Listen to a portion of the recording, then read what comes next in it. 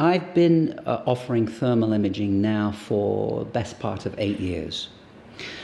And I've had some very good experiences with thermal imaging from several perspectives. Firstly, I have many patients who thermal imaging has been the first sign of something untoward going on in the breasts. And because we've picked things up early, it's allowed us to intervene and do something about that woman's risk and take her off that high-risk track, essentially saving her breasts and probably their lives when we drill down to it.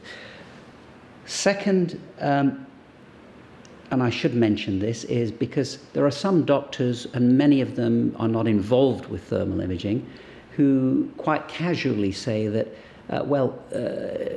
thermal imaging is just unnecessarily worrying women, and that if you have an abnormal thermal scan, that you're unnecessarily worrying women, that it might be a false positive. Well, it's an interesting comment, but I have to tell you that my experience from women themselves who have had and volunteered to have thermal imaging, that their experience is completely something different. They tell me that they're pleased that they had the scan and that it's identified something that they can then do something about, in terms of the very least changing their lifestyle and changing some of their risk factors.